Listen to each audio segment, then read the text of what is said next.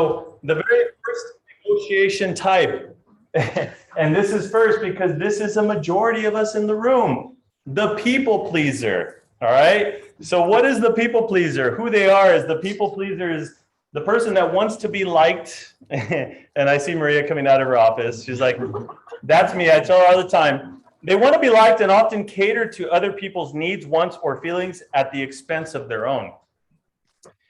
The people pleaser. Show of hands. That they are the people pleaser in negotiations. Be honest with yourselves, right? Now, by the way, you can be multiple types of negotiators. You can have different styles, and you're going to find out that some of us do. Okay? So when everybody comes out when I say the people pleaser. So what is the people, what do they need, right? So people pleasers, people buy and sell emotionally. You guys have all heard that before, right? They justify with logic, but they buy and sell emotionally, right? If you win somebody's emotions, like that's why the websites exist. That's why people buy cars online now, because they get emotional. They get excited about the new, the big rims and the blah, blah, blah. And they buy emotionally, right?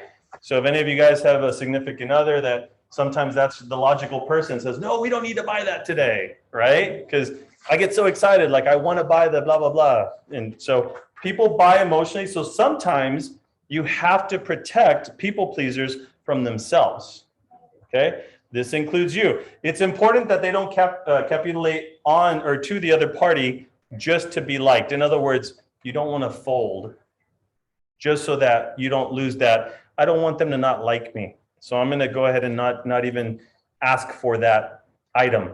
Okay? That's a people pleaser. So then you're going to have to write this down because it cut off. The same goes for you. It's nice to be liked, but as a professional, that's where you have to write it in. As a professional, it's more important to be respected.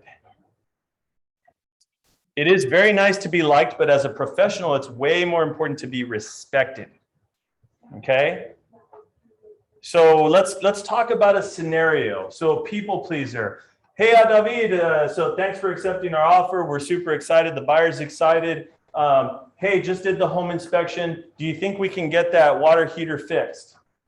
Yeah, sure. Cool. And we're also going to ask for $1,000 credit. Is that cool? Sure. I think so. Okay. And while we're at it, there was some termite damage, so we're probably going to get section 1 wrapped in there too. Cool? Wow. Wait, what do you mean? Wow, we talked about this. You're going to do it, right? Sure. Okay. I'll make it work. You see what I mean? So he's a people pleaser, right? So as I was discussing it with him, and then I raised my voice a little bit, like, oh, well, wait, what do you mean? You said in the beginning, it's easy to kind of persuade them to do stuff. So keep in mind, most of us are people pleasers. So that's us on the other end of the phone. So we got to be mindful of that, right? Because it's more important to be respected. I think, yeah, going back to the whole role play thing, like when I started, I was definitely a people pleaser. But going back to the role play thing, you can also role play with talking to other agents. Yes. And then that will enforce you to be a better communicator, better stand your grounds, and all that kind of stuff. You don't have to say nothing. That's right. That's right. So when you're a people pleaser and you know it, right, you got to be careful. That's why I say brief is best, right? Less is more, because you will tend to give away too much. Okay. So keep in mind, that's for everything. That's when you're buying something. That's when you're selling something. That's when you represent a buyer. You got to be cautious. And that's when the person on the other phone is a people pleaser. Now that you guys are sharp negotiators, you're going to know I might be able to get a little bit more from my client here. Okay. So again, this is just in general. The expediter. They talk, they move, they think fast. They're like, all right, well, what's it going to be? Hey, are you going to submit that offer or not, man? I got like 3 other offers. The expediter. You guys are going to deal with some of these people. The expediter, what do they need? They manage their speed. What's the best way to deal with an expediter? When somebody's talking fast and like, hey, man, are we going to make this happen? What's going on? What's the best way to handle it? Talk slower. Slow things down, right? I'm an expert negotiator. So Melissa, I totally get where you're coming from, but my client does have to review their offer, and we're going to make sure that, we submit a strong offer. When are you reviewing those, right? This is all subliminal, subconscious, guys. You have to slow it down when you're dealing with an expediter in order to get things done, right? Less is more. Your words will mean more if you slow things down. If you're serving someone who is an expediter, you have to communicate clearly that some things will take time. So this is important. A lot of you are going to run across buyer clients that are expediters, right? So it's super important to do like Donna and David do, have that buyer consultation with them to explain the process, explain the time frame, explain to them what to expect so that they're not just like, oh man, Donna and David, they're not working for me. They're not doing anything. We're not finding any houses. Well, no, because I had a conversation. We talked about the market and everything else. Okay. What I can say to add to that, thank you for that, because Yep. with the buyer orientation, you're explaining the whole entire process, home buying process to them. Okay, so when you're in escrow and you're dealing with the escrow, surprises are not coming up. Because they'll say, oh yeah, you talked about that in the buyer orientation. Oh yeah, that's right, we discussed that. So the chance of your escrow going through better, higher, and smoother is a lot higher. You're also going to get a lot more referrals because they're going to be happy with. Because you took the time to explain the process. And Yeah. you built the relationship. Mhm. People do business with people that they like Mhm. and do business with people that they respect. So when you just say, oh, talk to loan officer, get pre-qualified and we'll show you out from there. Yeah. When you do that and don't explain anything to them, okay, your escrow is going to go a lot rockier. You're not going to get as good of a referral. It could fall out in the middle of the transaction. So the buyer orientation, like Felipe is discussing, is very, very, very critical. Yeah, it's an important part of the process for sure in the beginning. Don't ever go open escrow and then say, all right, see you at the closing. You know, that was the old C21 commercial that we don't do that. So the next one, this one you guys will run across a lot in this industry. The king of the hill.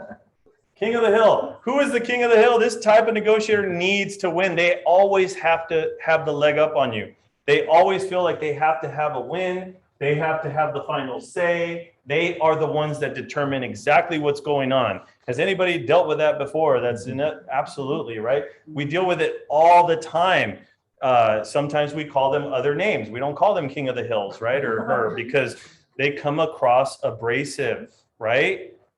I'll give you an example. Hey, Melissa, look, I've been doing this 37 years, so I think I know what I'm doing. Yeah. So do me a favor. I need you to rewrite that offer and I need you to change that to this and blah, blah, blah. You're going to experience that. Hey, Jake, I noticed your license starts with 020, so welcome to real estate, but do me a favor. You did it wrong. I need you to resend it this way, right? So how do you deal with a king of the hill person? Super important to know that when you're dealing with one, now you know that you're dealing with one, right? So how do you think you get a win with somebody that constantly has to win on everything? What do you think? How do you overcome that negotiation style? The answer's on the paper, but what do you think? Right? So the secret to deal with somebody like that is to, again, we're becoming negotiators. So we're not going to argue, we're going to influence. You give them small victories. Give them little wins so that they feel that they're winning, they're pumping themselves up so that when you ask for what you really want, you get that. Here's an example. So Jake, I hear you, man. Sorry about the whole thing. I apologize. Yes, I am brand new. We're going to go ahead and that's fine. If you guys can't paint the front porch, that's totally fine. I get it. I'll talk to my client, get back to you. But can you do me a favor though? Is there any way, I mean, we're going to go ahead and not ask for any of that stuff. It is ridiculous. You're absolutely right. But it would be cool. I mean, is there any way we can get that section 1 termite done though? Because, you know, it was on the contract or whatever, you know what I'm saying? So give them little victories throughout the process so that they feel they're in control, so that when you ask for what you really want, you get that in return, okay? That's how you deal with the king of the hill. If you argue with a king of the hill personality, what do you think is gonna happen? What do you think? Nothing's gonna happen. You know, what's that saying? Don't wrestle with a pig because they enjoy it and you're just both gonna get muddy, right? Don't argue. Don't argue. So king of the hill, it says what they need. If this is you, make sure you know what the win is. So who is it that you're actually working for or serving, right? If your clients are this type, then help them find small wins along the way to satisfy their needs, right? make sure to give them small wins along the way. Okay? King of the hill. Anybody in here think that they're king of the hill? No? Good. All right, cool. The rocking chair. So the rocking chair is the style. It's exactly what it sounds like. It's people that are patience personified. The old rocking chair, back and forth, back and forth. They say very little and they take their time. So what would be an example of the rocking chair style? To me, that would be somebody that's an analytical person, right? Joseph, to me, seems like analytical. He seems like the rocking chair, super calm and never gets razzled, you know? That's the rocking chair. You seem like a rocking chair to me. You seem like you're going to ask a lot of questions. If I was trying to sell your house, you'd be patient. You'd be like, tell me more, right? That's the rocking chair. You have to be able to notice that. What do they need? You got to be patient. You got to be understanding. And by the way, what do you think happens when you get an expediter with the rocking chair? Now, does it make sense? If I'm an expediter, oh man, hey Jake, you know, no, don't worry about it. Totally cool. I'm gonna take care of everything, but let's get the house listed on the market today because blah blah blah blah blah blah. He's gonna be like, internally, he's gonna be like, oh hell no, this guy's out of here, right?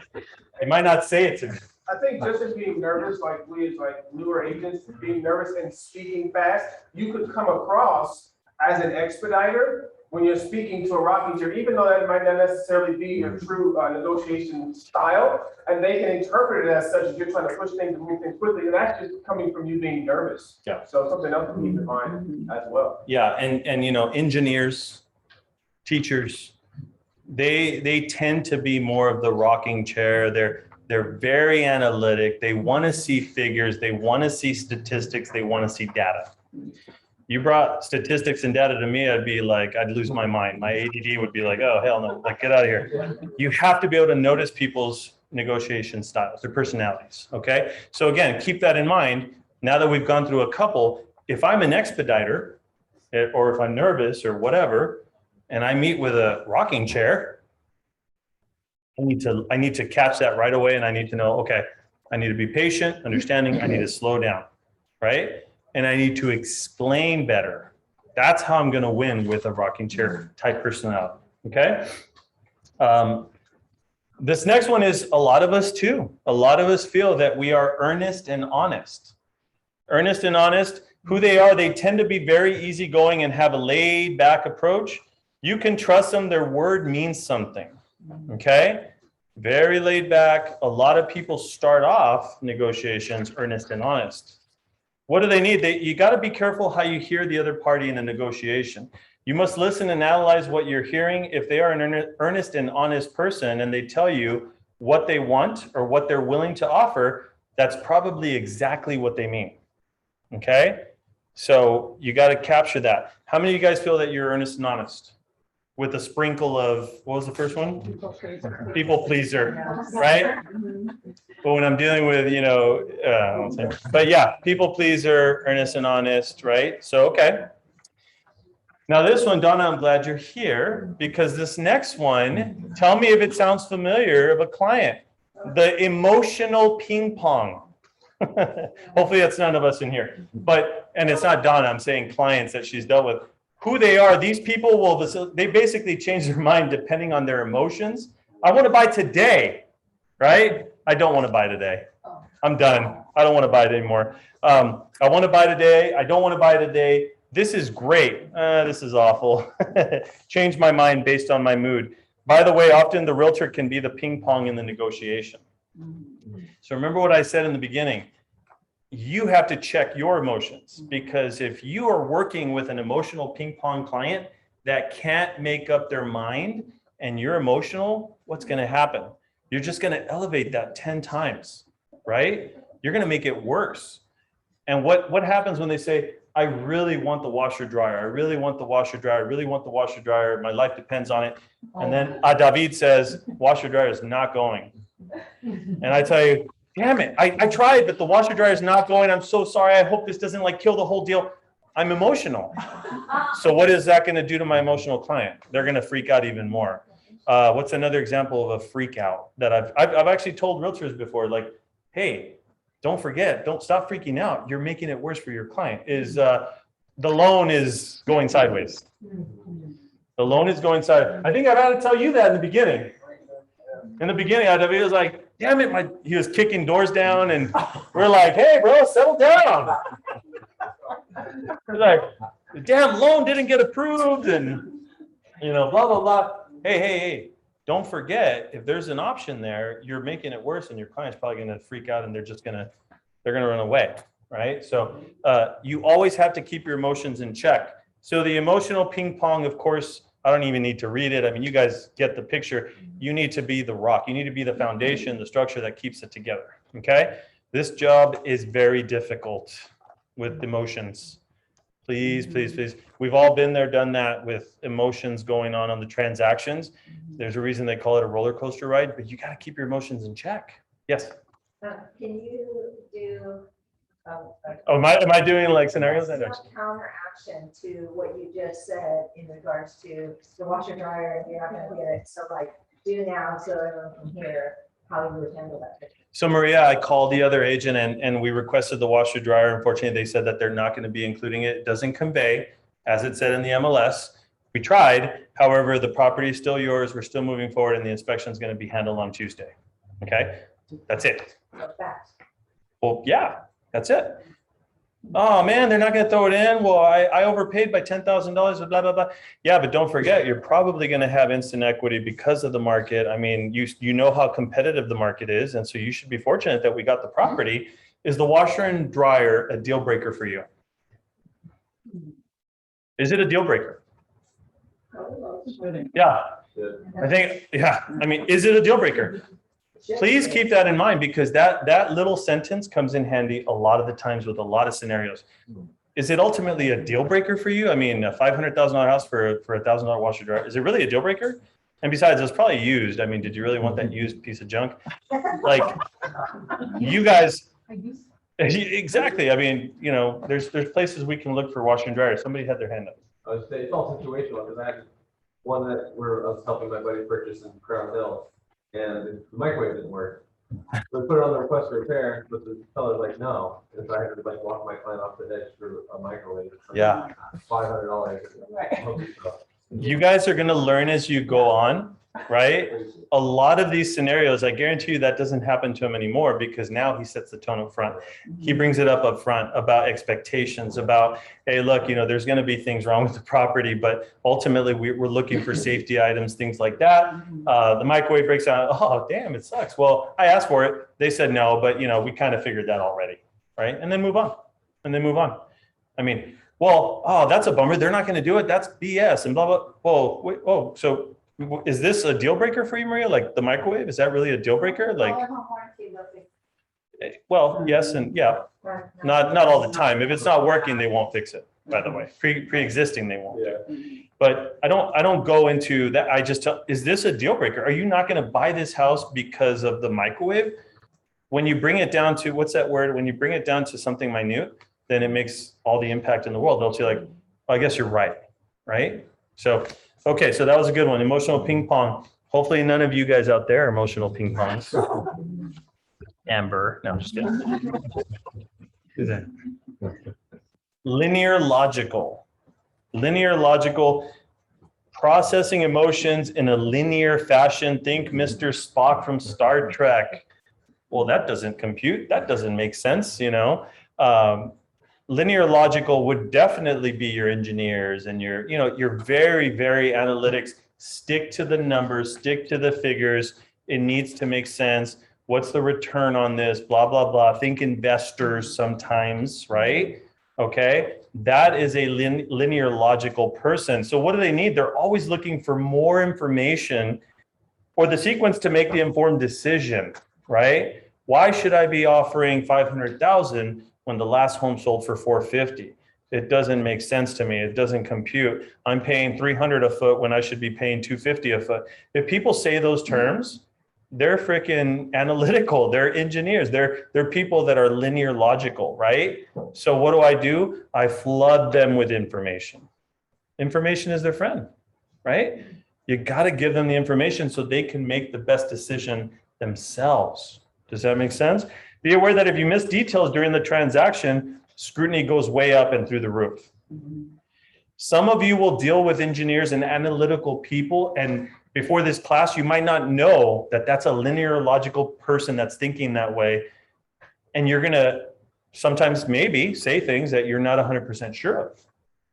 You just lost all faith from that person. Does that make sense?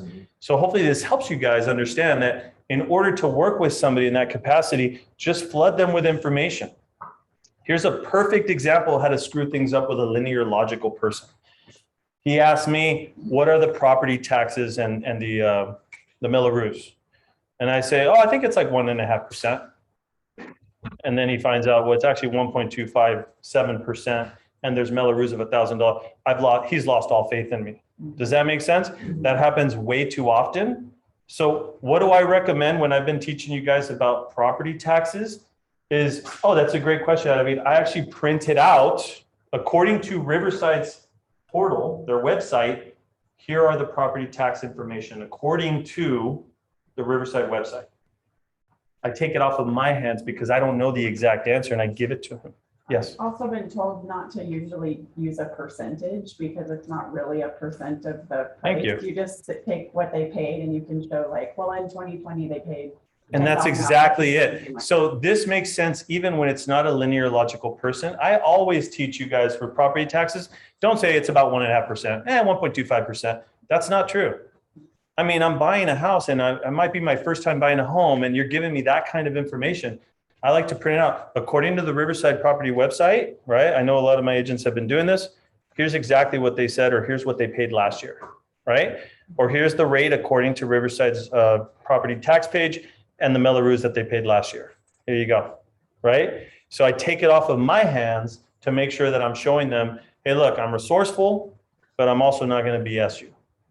The minute I make up something, they've lost all faith in me. This is good stuff, you guys? Okay, yes. Question, is the Riverside County more close to the number than the real tax? Because we usually check.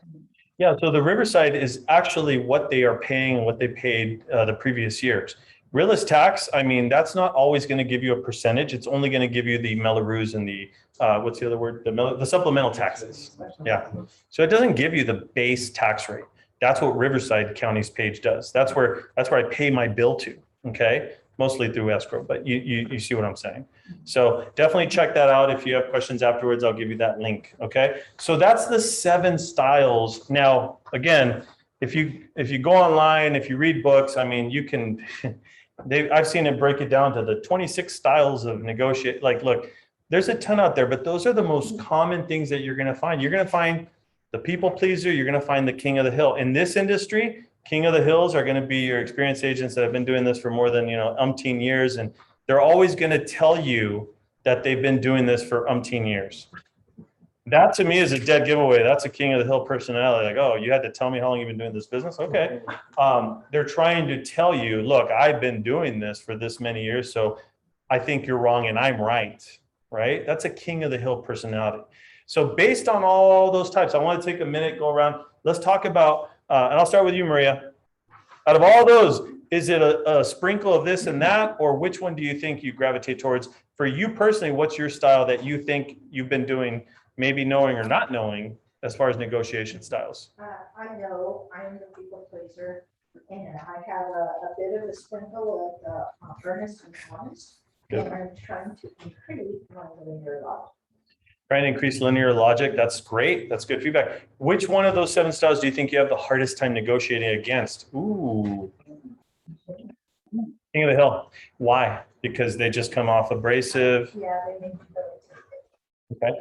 And as a new agent, I hope you guys heard that. She said they can sometimes make you feel intimidated. As a new agent, that's going to happen, right? People are going to try to check you. They're going to try to make you feel like, oh, you don't know what you're doing. But that's not true. That's not true. You have people behind you. You know that you're submitting a good, solid offer. You know that your listing has all the information it should have if you're researching it with us. So don't let it bother you. But now that's the challenge, is you know where you stand of what you typically will exude, but you know that the challenging part for you is the king of the hill. So how do I overcome that? I got to get better at not being argumentative, but trying to focus on being influential. Practice it. When you're on the phone, tell yourself in your head, be like, hey, I'm going to try to be influential, right? So, oh my gosh, Donna, you've been in the business 37 years. That's amazing. Thank you for informing me about that. I had no idea. That's great. You know, so back to the business at hand regarding the offer, you're saying that the seller you think is going to have an issue with us asking for $5,000. Totally get your point of view. I'll inform my client about that. We'll remove that from the offer. Do you think it's possible that they would offer at least 1,000 or 2,000 or anything? Influential, just ask, right? Give them a small win. Like, yeah, I'll totally make sure that my client knows they're not going to get that. Hey, do you think it would be possible? Like, what if we ask for a little bit of money? You'd be shocked. Then people will be like, yeah, look, I mean, anything over $1,000 ain't going to cut it. Okay, I got information I need. Does that make sense? So that's how you start practicing overcoming those types of negotiators, is always constantly remind yourself, get away from arguments. How do I influence this person, right? What do you think is your style, Melissa? Definitely people pleaser. Definitely that with, I would say the earnest and honest. Okay. Yeah. Challenge? Just, yeah, the challenge is just, like not knowing what to say, because again, I don't want them to, well, I think. People pleaser, right? Yeah. Did you hear? I don't want them to, well, never mind. People pleaser, right? Got it. Yes. But Yeah. challenge negotiating against a certain style, you think? Well, that's what I was gonna say, is I feel like if I get pushed though to a certain limit, then I'm not, like, I don't back down or easily. The do fists that. come out. Well, when you're saying argumentative to influential, I do think I have a tendency to get argumentative. And a lot of us do. Yeah. A lot of us do, because we don't practice, we don't know how to respond or how to react, Or right? take it personal, that's why I Right. wrote that down. Right. Because you do kind of have a tendency to Right. take it that way. So I like that though, not being argumentative, but Be influential, Yeah. right? Change your tune, just think about it to yourself. And it's hard. Mhm. You got to tell yourself, like, look, I'm not going to argue with this clown because I'm not going to get anywhere. Yeah, I totally get where you're coming from. You know, slow it down. Sometimes that helps, right? Mhm. But let's get back to the business here. I mean, what is it going to take to get, you know, so you got to influence that person. Okay. Good job. Jake, what do you think you are? I think I'm the rocking chair, Rocking chair? just by looking at that, and I think probably a sprinkle of earnest and honest. Earnest and honest. I Good. want to come off that I have an understanding, and that you can trust me, and that we can get this done. And being newer to the business, you're not going to have any issues against any style because you took this class. So congratulations. You graduated. Yeah. So do you feel that you would naturally have a tendency to have a hard time negotiating against a certain style? Well, from looking at this, probably the expediter.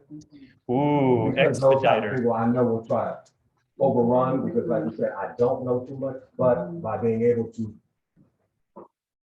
actually understand that Mhm. in the moment, I can Slow it be down. conscious of what's Slow it happening down. right Yeah. Yeah. Let me give you another example too, because that just reminded me. Sometimes expediters and King of the Hills are one and the same, or they might seem like the same. An expediter could be somebody that says, hey, look, I got your offer, just FYI, we're removing contingencies on day 15. I'm just giving you the heads up because I can, right? They're trying to push everything. We're cutting contingencies down to 5 days instead of 10. Well, Donna, what's the reason for that? You know, like, I mean, I totally get we're trying to close early, but if we're doing a 30-day escrow, what's the reasoning behind that, right? So expediters, King of the Hill can sometimes come across as the same person. What do you think you are, Claudia? Oh, God, I'm definitely a people pleaser. Okay. And I just know that because from a recent situation, I like literally envision myself, I have a bad back too, but I Okay. envision myself like packing stuff for people. Yeah. Oh, yeah. Oh, no, trust me. Some of us have done that before. We've been the movers, right? We've been like, oh man, you can't find a mover. I'll help you move, right? So we've done that. Or like, let me help you clean up, or let me help you do this. Things that are not in our realm. Just don't ever repair anything, you guys, please. No, seriously. Some of us have been there. You're going to want to be a people pleaser. And like, oh my gosh, it's my first listing. Don't worry that the fans aren't working. Here I am installing ceiling fans. Don't do that. Oh my gosh. You're putting all the liability on you. Challenge when it comes to negotiating styles. Probably the expediter, just, King of the Hill expediter. yeah. Okay. I mean, those types are just Sometimes hard to know when. It can be. So hopefully after today, you guys all understand when you are dealing with that, at least you notice it and you know that you're not going to argue with them. Let them be the clown, right? You got to slow it down a little bit, let them get their victories and then get back to the task at hand. Does anybody think that they're not a people pleaser? Anything other than people pleaser? Anybody want to share anything other than people pleaser? No? So everybody's a people pleaser? All right. Well, I'm glad we did this. Daniel, I'm an expediting, to be honest. you think you're an expediter? I like ADHD, so I like getting things done quick. Good. Yeah. Being honest. Being honest. Who would you have a challenge negotiating against? Probably like the combo of a Kimberly Miller and a rocking chair. I was going to say the rocking chair because he wants things quick. Yeah, He wants results quick. Slow, then you like lagging it kind of. So, yeah. That's awesome. Rocking chair. Yeah. So again, but now you notice it and you can focus on overcoming those objections. David, we all want to know, what are you? So that's cool. It's interesting because I believe I started in the industry as an emotional ping pong people pleaser. Really where I think I started. And now I really feel that I'm an earnest, honest rocking chair. That's where I try to stay. Wow. I like that. Mhm. Sprinkle a little linear, logical. I have seen him upset. I've seen him where the gloves come off and he can be a little, he gets it done. He gets it done. We believe it. Believe it or not, he actually owns other clothes. He doesn't just wear suits and ties. I saw him in a jersey once. David, what do you think you are out of those 7? Do you have the list? What do you think you are as far as negotiation style? Negotiation style? Do you have the paper or no? Do you have the list? I don't have one. Oh, okay. Out of the ones you heard, what do you think you are? I was doing something else. So. I'm going to tell you what you are. No, just kidding. I know. Donna, you've been working with him for the past couple months. What do you think David is? He's an expediter. He wants things done. I thought you were going to say the emotional ping pong because he's always in my office. He's not the All right. He wants things done. Yeah, definitely an expediter. I would sprinkle in ping pong when it comes to a certain thing because we're always laughing, talking about different scenarios, but definitely an expediter, right? So what has been the biggest challenge when you're negotiating with people? What do you think? What really rattles your cage, so to speak, as far as a negotiation style? Like what type of negotiator? Mm-hmm. Kind of negotiation, just when people are wishy-washy and they make big deals out of small things. Mm-hmm. That kind of irritates me the most, I would say, I would say when I'm trying to do negotiations with other agents on the behalf of their client and stuff, I try to do a little bit of give and take. Mm-hmm. I try to give a little so that they'll give a little so that my client can get most of what they want. Good. So I try to do that. And then in the end, if I find that the other agent is being, or seller or buyer is being unreasonable, then I'll get a little firmer from it. And if anything from today for you, the best advice would be, again, keep in mind, we got to get away from, arguments and go into influence, right? Because there's times that are going to test you guys. He's been doing this a long time and, he's been through all kinds of situations and sometimes it's hard to not argue with people. It's so hard to not argue with people, but you got to remind yourself. You rarely win when you argue with them. You never do.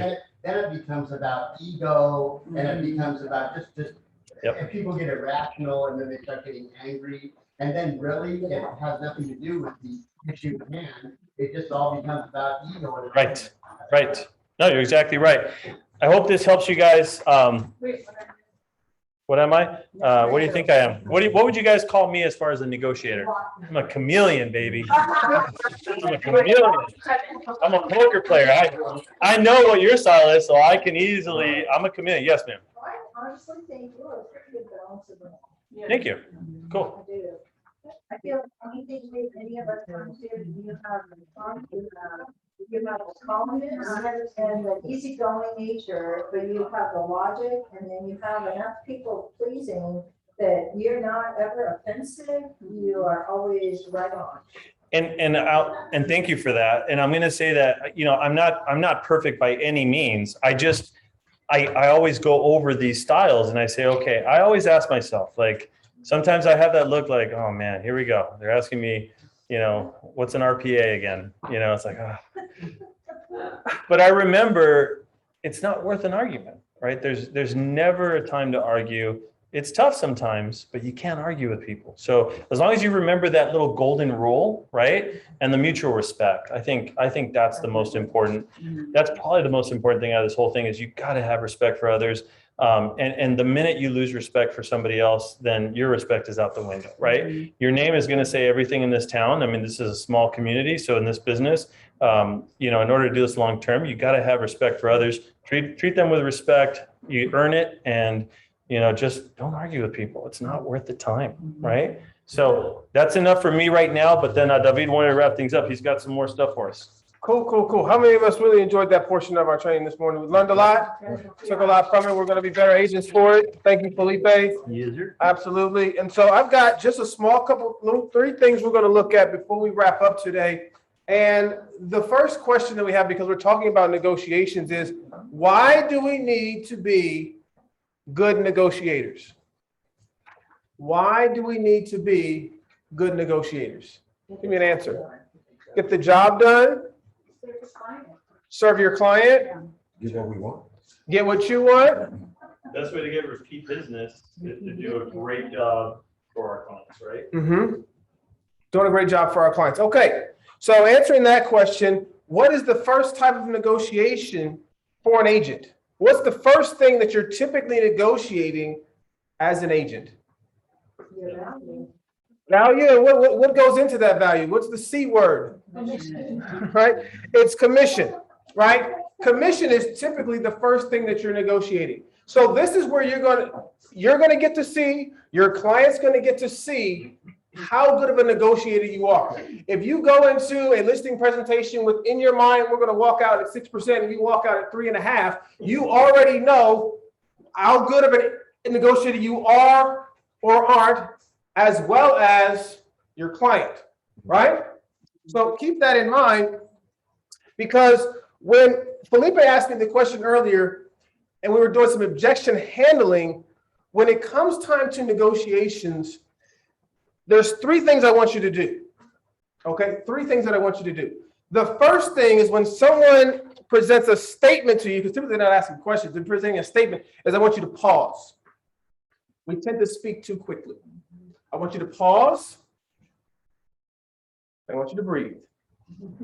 Those two. You believe how much control you've already taken over it? When Felipe asked me that, do you think I had a response ready? Like, I'm just going to shoot? No, you pause. You breathe, then you respond. You're thinking clearly. Pause, breathe, respond. Those three, okay? You're going to take control. You're going to feel more confident because you're not rushing. Negotiators are calm, cool, and relaxed, right? They're not in a rush. They're processing this. There's something in this book. I got two books up here. We're going to give this one away today, all right? So if you're in the room, sorry, you're going to get an opportunity to win it. All right. I got this book. I haven't read it yet, so I can't give you this one. But something that I thought was pretty cool. It's on page 6 of this book. He says, interpreting a statement as a question and then attempting to answer it is a mistake, often a fatal one. So when someone makes a statement like, well, the other agent said that they could do it for 4.5%. Was that a question or a statement? It's a statement. That's a statement. So how do you respond to that statement? With a question. What might your question be? No, feel free to speak up. Is it about the commission that you're concerned about? Is it about the commission that you're concerned about? Great. Another one. We're asking questions here. What are they Are offering? they going to give the service? What can be a Are they going to give the service? What are they offering? Are you confident in the service that they're going to provide you for that? Are you confident? What you have done right here, and this is just as we're wrapping up today, what you have done now is you have taken control of the conversation. Who has control of a conversation? The person asking the questions. You put them on their heels. At first, you were on your heels, right? Oh my gosh, what am I going to do? What am I going to say, right? Now they have to respond. They weren't prepared for that. And so by having control, asking those questions, Now they're kind of like Felipe said, well, now I just kind of feel like a jerk. I just, where do I sign? Right? Like, I don't have a response, right? Don't be the one who's like sweating. Be the one who's in control. So those things that I want you to take away today, because the first in this market right now, the reason why we had this class, is we talked about a lot of different things in negotiating styles, but your commission is tough to come by right now. You see it for buyers out there, they're offering you 2.5, whatever. I don't know what sellers are being offered. I've seen some things in ones and it's insane, right? And so when you sit down at the table, you have to communicate that value and make sure that you can walk away with it as well. But that starts right there with negotiating your commission. So the first thing that I want you to practice when you walk away from here is having that conversation with your client to negotiate your commission. If you can overcome that hurdle, that's really your biggest hurdle, you'll be able to negotiate anything and everything else along that contract because you know how to actually negotiate. And it really comes down to just simply asking questions. If we're asking the right questions, we'll know how to make the most informed decision and guide our clients. But we have to ask questions. When we hear a statement, remember that's a statement. Well, they said they could do it for 4.5%. Felipe covered it really well a week ago, and he says, well, they charge 4.5%. I'll take 4.5% because I wasn't initially charging that much. Now, what do you want to pay the buyer's agent? Because we assumed that that was just what they were paying me, right? But we didn't ask the question.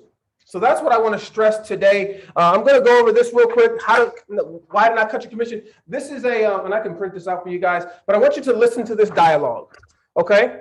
Brent, do you have an extra copy? No, but I'll print it. We'll print it in a second. But I just want you to hear this dialogue. Will you cut your commission? Now, this is actually a question. So that is a great question. Discounting commission is not something I do. Can I tell you why? Question. Well, yeah, sure. Because I don't deliver discount results. There's already too many agents out there who don't get half their listings sold, who don't deliver results. That's obviously not what you're looking for, is it? Another question. Of course not, right?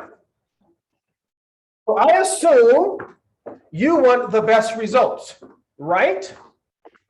Again, question. Yes, of course I want the best results. And the best results means the most money in your pocket in the best amount of time with the least hassle. Are you with me on getting you the best results? That one's amazing. And that's the one that I think Holden last week was trying to get you to say. Because that's the one that he used to have dialed down, but we stumped the trainer because he forgot his own script. Yeah. But I mean, if you say it in real time, like say it again. So what was it? So if I ask you well, will you cut your commission down to 4? That's a great question. Discounted commissions is not something that I do. Can I tell you why? Sure. Yeah. Because I don't deliver discount results. That's good. That's good. There's already too many agents out there who don't get half their listings sold, who don't deliver results. And that's obviously not what you're looking for, is it? No, definitely not. No. I assume that you want the best results. Is that correct? I feel like a jerk. Yeah. I mean, that's really, really good. So I'll give that to you. You guys can take that one home. But again, we're just trying to show you what that looks like. I know most of you are visual learners here, so seeing it and hearing it is how we're able to internalize it and then put it into practice. Does that make sense? So that's what I want you to do, because I don't want you to walk into a listing presentation and walk out with your head down because you were hoping for one thing and you got another because we didn't prepare you. So for all those who are here watching, you're prepared now. We're giving you the tools to be successful. So what we're going to do now as we wrap up, because it is 12 o'clock, we're going to respect everybody's time. I'm going to give away this book. I just bought it again, but I'm just going to buy myself another one. I read this book a year and a half ago, Never Split the Difference. Chris Voss is a former FBI negotiator. This dude is like amazing. You're going to read this book. You're going to be blown away what you're going to find. Again, I wouldn't recommend something that I haven't actually read myself. So in order to do that, typically we do like business cards. Put them in a hat or something. So all of you agents have your business cards, right? So I'm gonna need your business card. Somewhere new. So. Okay, so if you don't have a business card, who doesn't have a business card? Because we got 3, 4. Because Felipe will just like grab one of his or something, and we'll write your name on it. or just, did you write your name on something? I'm gonna give away this book today. It's gotta be a business card though, because I can't, when someone reaches in, it'll be weird. Right, you are Jen Durant today? You're Linda. I Miller? use this. Who else? Who else? No, just remember. No, if you're Jan Duran, you're Jan Duran. Yeah, you're Jan Duran there. That's fine. Okay. Linda Mills. This Felipe Barney's right here. We got him. All right. We got these here. We got Linda Mill and Jan Duran. Has everybody given their card up here? Everybody got their card in here? Samantha? No, she's not there. Oh, they're She's not here. Oh, Okay. she's here. Okay. Here we go. You're gonna, sorry, I dropped one. Samantha's gonna pick our winner today. All right. So we're just gonna spread them all out. You can't look, okay? You can't look. I'm gonna switch it one more time. You can't look, just reach out, pick one of these because you can't see who it is. So pick one, There it is. Who's our winner? David Gordon. David Gordon is our winner. Fantastic. Congratulations, David. You gotta do a class on that book next week. So enjoy, sir. Thank you, It's sir. a fantastic read. That's all that we have for you guys today. I hope you're gonna take a lot from this class, that you feel more confident going out. Felipe did some scripting this morning. It's something that we want to look at, we're doing some more of. So look for that as we'll be trying to incorporate more of you having the conversation. Let's make a copy of that script. Thank you. Thank you. Get a copy of this one.